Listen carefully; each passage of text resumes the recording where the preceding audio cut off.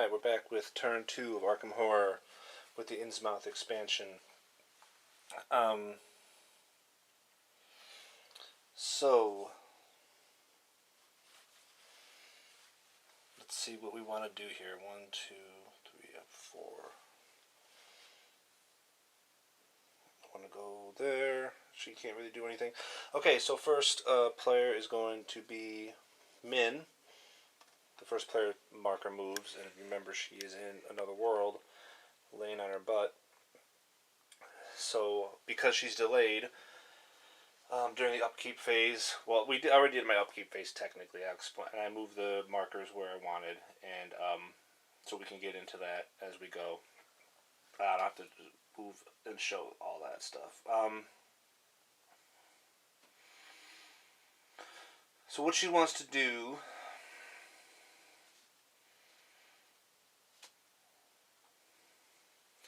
is she is going to stand up because that's all she can do when she's delayed.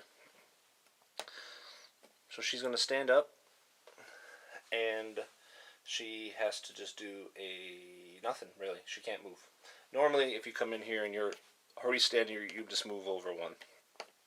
But because she's sitting there delayed, she just stands up in movement and can't do anything else. So that was a quick turn.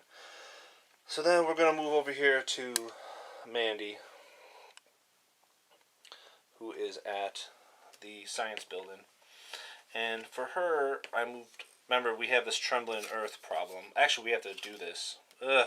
Start of each upkeep phase, roll a die.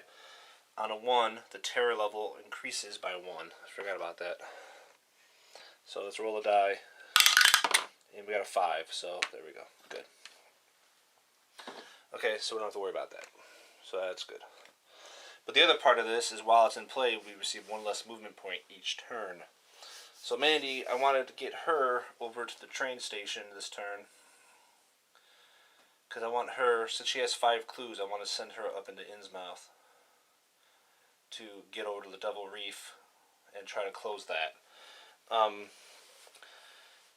So I have to spend, I moved her over to 4 speed, and she has her +1 speed skill, which gives her 5 speed total, but because of the -1 of the Trembling Earth, she only has 4 speed. So she's going to go 1, 2 to the Merchant District, 3 to North Side, and 4 to the train station. She's going to stay at the train station because of the lack of movement. When you get to the train station, you can spend $1, and it takes 1 movement point to move on to Innsmouth to the bus service area here in Innsmouth. But one of the things about Innsmouth that's different than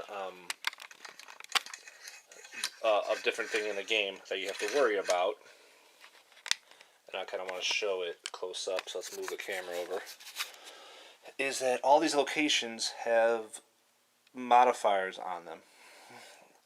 And because Innsmouth is kind of a evil place that's been taken over by evil, so the residents there and everything are evil. So if you ever end, well, evil, it's not a good place. So basically, you can easily get arrested here, is basically how it goes. So if you ever end your turn on a space with any plus or minus icons or numbers here, if you end your space there, you have to make a sneak test with adding the modifier or subtracting the modifier. And if you fail, you actually get sent to jail in Innsmouth, which really sucks. So obviously, it's going to slow you down majorly. The only 3 places that you don't have to take those tests are Falcon Point, here, and the Devil Reef, because they have dashes. They're like outside of town. There's nobody there to like arrest you. So I didn't want to send her into the bus service or the Innsmouth Shore this turn and stop there and have a chance of getting arrested. So I'm just going to leave her at the train station this turn. Next turn I'll spend $1 and hopefully move her into Falcon Point. Well, we could spend $2 to move into any aquatic place and hopefully get her over the Devil Reef. That's kind of the plan. So she's stopping here for this round, and next round she will move into there to try to get to that gate. That is the plan, at least. Sorry, let me plug this back in and get it back up here. There we go. Okay. I want to get a little close-up of that explanation on how Innsmouth works with the evade checks, because that's a different thing than normal. Okay, so she's at the train station. And Joe Diamond, we do have a gate down here in the woods, but Joe Diamond has only 4 clues. I didn't want to send her there because he needs one more clue before he can get up there. I thought she can get there a little faster than him. So what I did with him is I moved his speed up to 5, and I want to get him down here to the Silver Twilight Lodge, which will take 4 movement. 5. He has 5, but minus 1 because of the Mythos card. So he's going to go 1, 2, 3, 4. Pick up this clue at the Silver Twilight Lodge, which gives him 5. And then next turn, I want to try to get him over to the woods. He might have to kill this ghoul before he gets there is the problem, unless he ends up moving. But get to these woods to try to get through here and seal that gate since he has enough clues. That's kind of the plan. He can get there 1, 2, 3, 4 with this ghoul in the way. We have to figure out what to do about him. Okay, so that's the movement phase. So now we move on to the Arkham encounter phase. So we have Mandy at the train station, and she gets the first encounter because we skip Min because since she's in another world, she goes to step 4, the other world encounters. So we do Arkham encounters first, which is basically any space that's not in another world. And for the train station, hey, it's not an enemy. That's good. It says a well-dressed man is standing on the platform. He turns and greets you by name. Although he seems oddly familiar, you don't remember ever meeting him before. Then he steps off the platform into the path of a speeding train. Holy cow. Make a speed -2 check. If you pass, he vanishes as you leap right through him.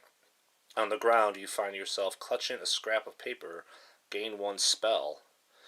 If you fail, he is obliterated before your eyes. Roll a die and lose that much sanity. What? Holy cow. Okay. So we have to make a speed -2 check because this dude jumps right in front of this train and we have to try to save him. Our speed is 4. Actually, it's 5 because we have a bonus to our speed because of our skill. So we get 3 dice on this check. We have clues, but I really don't want to spend them, of course, because we're trying to go and close that gate. So we have 3 dice on this check. We can actually potentially knock ourselves out if we fail and roll 5 or more on our sanity check after this. So this could be crazy. It's a bad start. Alright. Let's just get a success and not have to worry about it. How does that sound? Alright, ooh, we get a 6. Nice. So we succeed on the check. So, he vanishes as we leap through him. On the ground, you find yourself clutching a scrap of paper. Gain 1 spell. Nice. So we get a spell. And she's not really the best at spells. She's not terrible, I guess. She can get up to a 4 lore. She's actually not that bad. She's, I would say, I guess, average. Maybe above average at spells. So let's see what spell we get. We get Fine Gate. That sounds interesting. So it costs 1 sanity to cast it. We cast it on a -1 modifier. Movement. So we cast it during our movement phase. Cast and exhaust to immediately return to Arkham from another world. Well, that's pretty good. So we can cast this from another world and immediately return to Arkham instead of having to go through the encounters in another world to close the gate quicker. That's what that sounds like. So that sounds pretty good. So we got to remember that. Okay. So not a bad turn at all for Mandy this time. So now Joe Diamond is at the Silver Twilight Lodge over here. So he is doing his encounter there. This is our first one there. So let me shuffle these before I draw it. Okay. So Joe Diamond, make a sneak -2 check. you pass, you slip into the temple area of the lodge and find 2 items of interest. Roll a die for each of the item. On a success, draw a unique item. Otherwise, draw a common item. So there's nothing about failing on this one. His sneak, though, is only 2. And it's a sneak -2 check. Which basically means he automatically fails it, because he can't roll it. He could spend a clue, but of course we want to save these clues to go close that gate. So I guess I will just have to fail the test without even attempting it. We could have gotten some items, but I don't want to use the clues.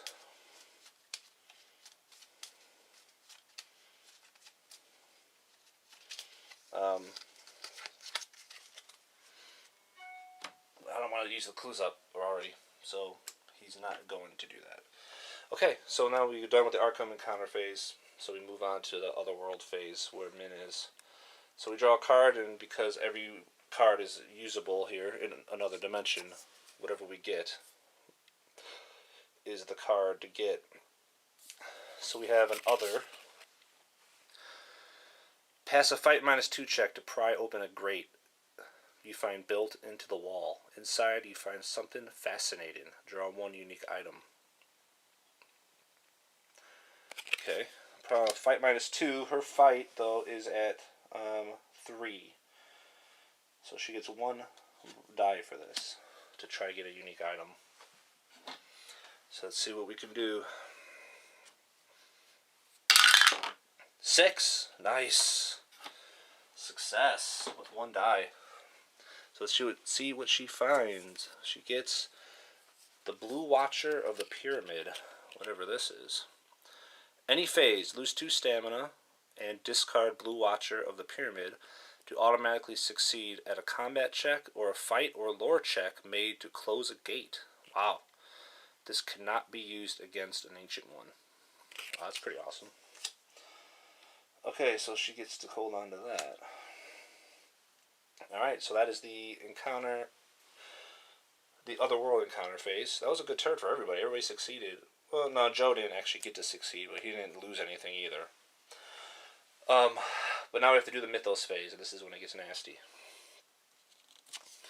So we get the Innsmouth Plague, which is an obvious Innsmouth card.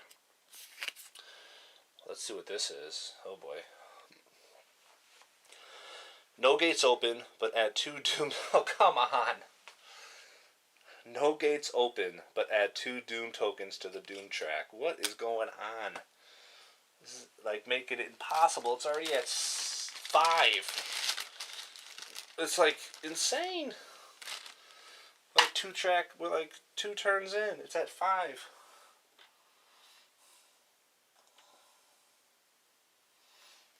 That's just nutty. The good thing, I guess, is a gate didn't open, so we don't have to roll. A terrible plague begins... Oh, actually, activity at Church Green Streets. So there's actually not even a clue coming. But there's a ton of movement. So square, diamond, moon, and hexagon go white.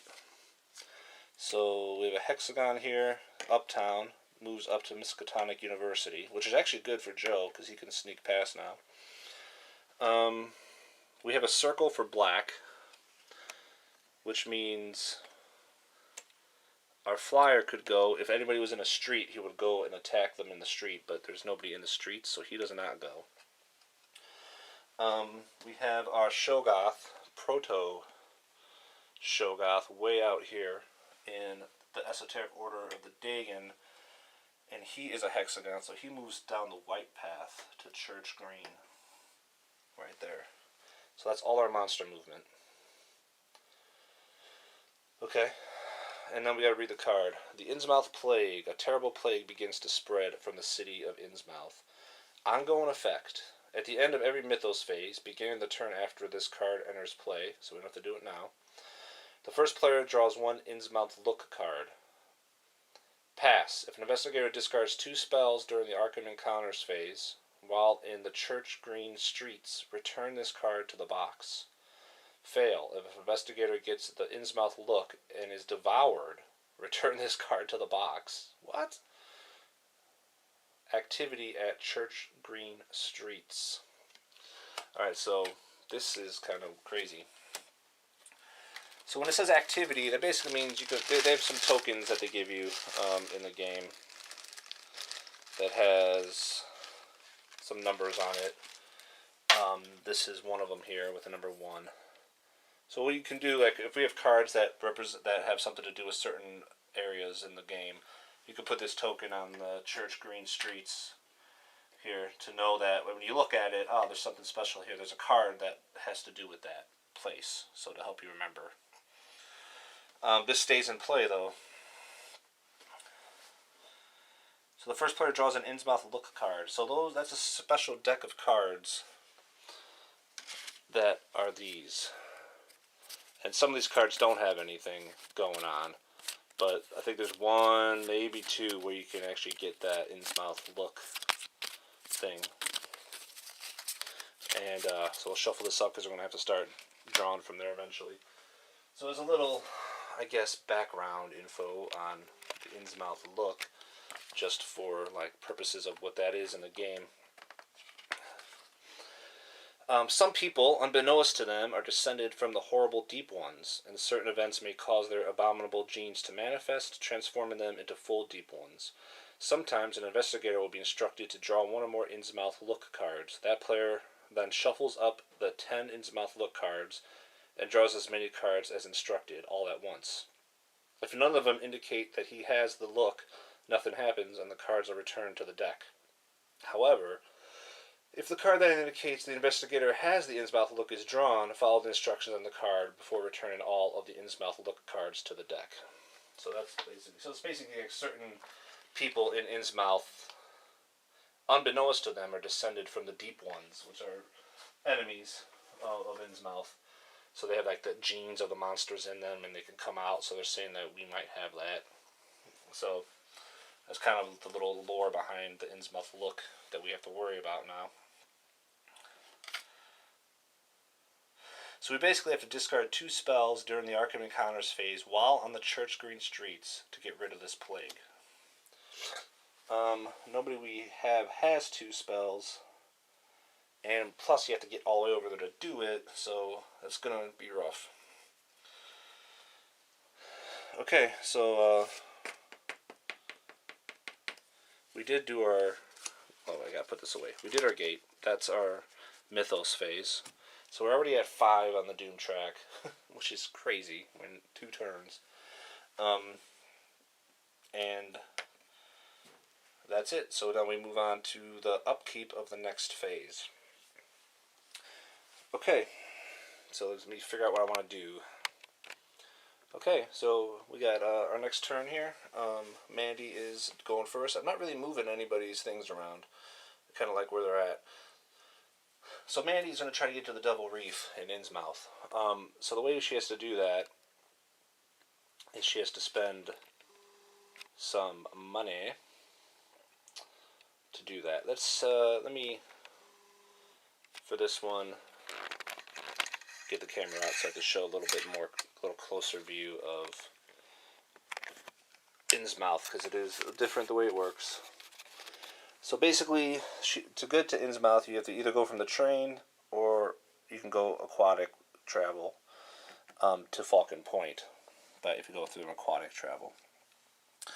But for the train station, basically you spend $1 and 1 movement point. She has 5 now, minus the 1 for the Trembling Earth, which means she has 4 movement points.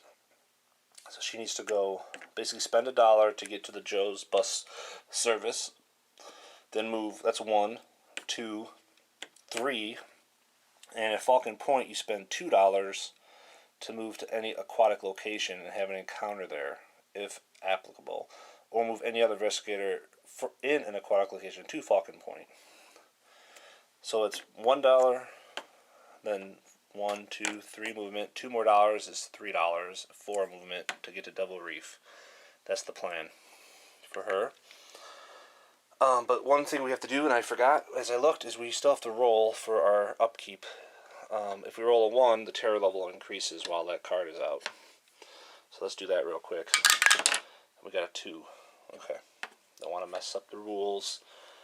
Okay, so she is going to basically do that. So that's 1 move 2, 3, and then 4 to get to the double reef.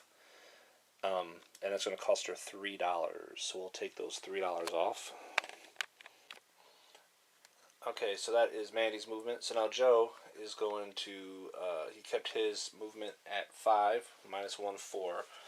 He's going to head, the good thing is that this ghoul moved earlier. He was in his way, so now he's going to go 1, 2, 3, 4, and head to the woods area.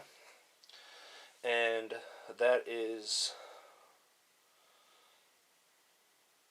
the end of Joe's movement. And Min actually gets to move over 1 space for the other dimension. And what really sucks for her is when you're in the other world, you don't get any movement points, is what it says. And it kind of sucks, and I'm not sure, because she has the motorcycle, which says you can exhaust it to gain 2 extra movement points. But it also says you get no movement points, so I don't think I can do that. And the reason I wanted to do that was because of the King in Yellow. If I actually exhaust and spend 2 movement points, which the motorcycle could give me, I could make a lore -2 check, and if I pass, I would get 4 clues, which would be awesome, because I could, then when I come out of the gate, I could actually try to close the gate.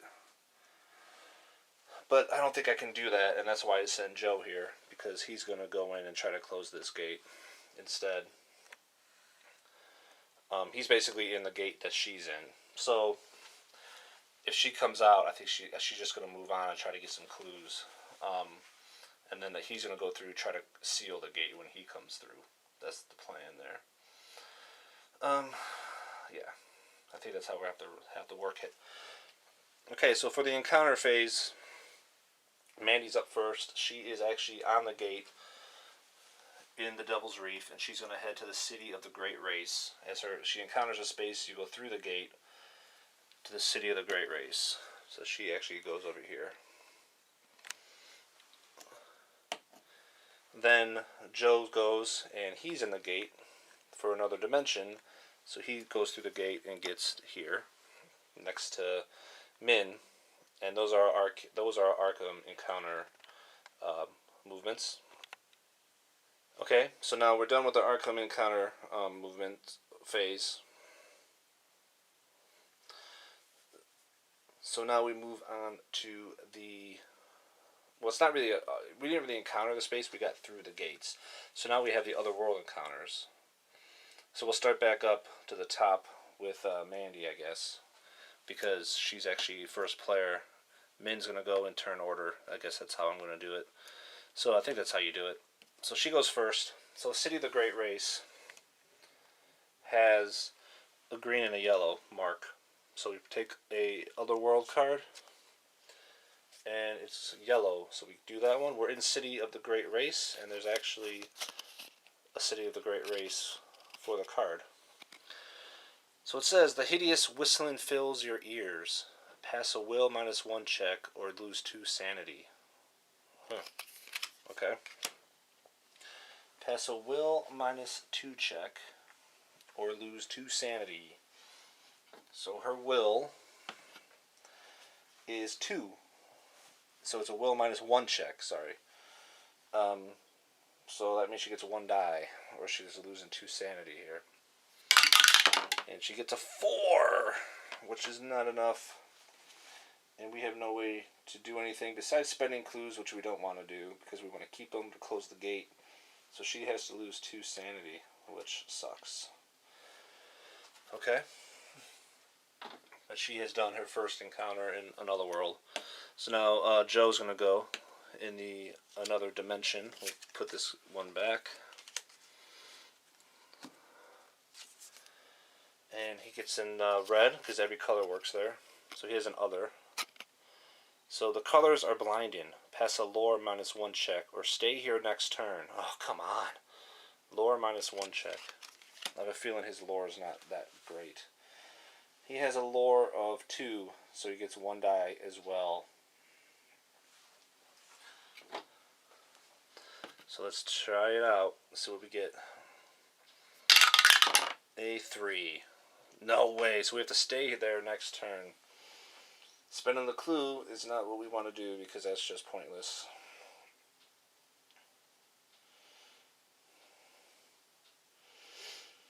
I have an interesting question here. Min's ability. Min may choose one other investigator in her location. He gains a +1 bonus to all skill checks he makes until the end of the turn. Oh, that's in the upkeep phase. He wasn't there yet. She herself gets a +1 bonus if she has another investigator in the same location as her. So I think those are considered locations. Otherworld locations. So that might work with her. That's an iffy question there. The problem is he has to stay here next turn. So he gets delayed for next turn. So he's going to have to do 3 of these anyway. So it's going to take some time to get out of there. Well, time is something we don't have. So now Min is up and she gets to do hers, which is going to be anything. Luck is with you. You stumble on a cache of supplies. Draw 1 common item. Wow, that's a rare and nice card that we've gotten here. So she gets a ancient tome. Exhaust and spend 2 movement points to make a lore -1 check. If you pass, draw 1 spell and discard ancient tome. If you fail, nothing happens. So this is a tome, which is actually great for her because her ability, or her personal story, is that she has to read, each time she reads a tome, put a clue token on this card. If there are 3 clue tokens, place into dark into play. So that's pretty awesome. So we get to put a clue token on her story card. And I don't know if the King in Yellow counts that she got in the beginning of the game. I would think not, because she already had it in the beginning, but that's also something else I'll have to check, because that is a tome also. So I don't know about that. Okay, so she completed her phase here. So next turn she'll actually get to move out. But she's not even going to try to close the gate anyway because she doesn't have clues to seal it. Okay, so that's the end of everybody's turn. So now we go on to the Mythos phase and see what evils we get. At the end of the Mythos phase, we have to do this Innsmouth Plague ability card. Alright, so a gate appears at the Unnameable. So we draw a gate, and it's a gate to the City of the Great Race again. And this appears at the Unnameable, which is over here in the Merchant District. There is a clue there, so we have to pull the clue out. And of course we pull a monster out when a gate spawns. So let's grab the monster. And it is a Loiger. Green monster. Those are special monsters. They have certain types of things that happen when they move. He has no modifier to sneak in, to evade him. But he has weapon immunity, so no weapons work on him. And he does major damage to you and takes 2 wounds. And he has a special thing here. Instead of moving, so if anything triggers his movement, instead of moving, all investigators in this or any adjacent location or street lose 1 sanity and 1 stamina. So that's what we got to deal with here at the Unnameable. So that's a pretty rough dude. That is a lot of damage he can do to you. 3 sanity damage, 3 health, -1 to the horror check, -2 to the combat check, and he's immune to weapons. And it takes 2 damage to kill him. That is a tough SOB. That's why he has a +0 on his evade, I guess, so you just try to stay away from him if you can. Because he's a tough bastard. The good thing is he doesn't really move throughout the game, so you know where he's at. So if you're going to have to go through him, you just make sure you have your sneak really high.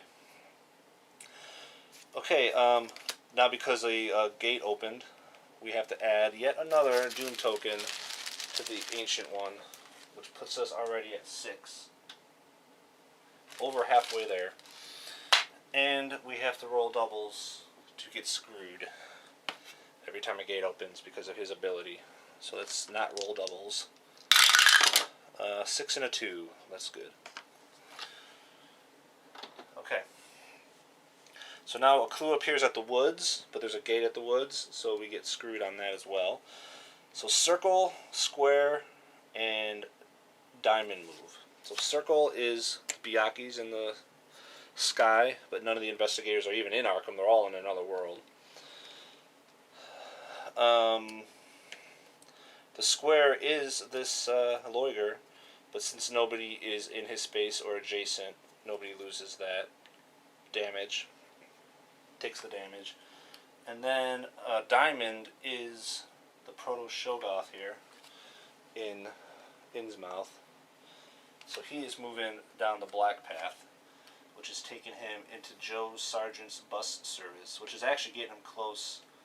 Actually, if he ever moves again now, he's going to go into this vortex, which is going to cause the first of our deep ones to go on the track.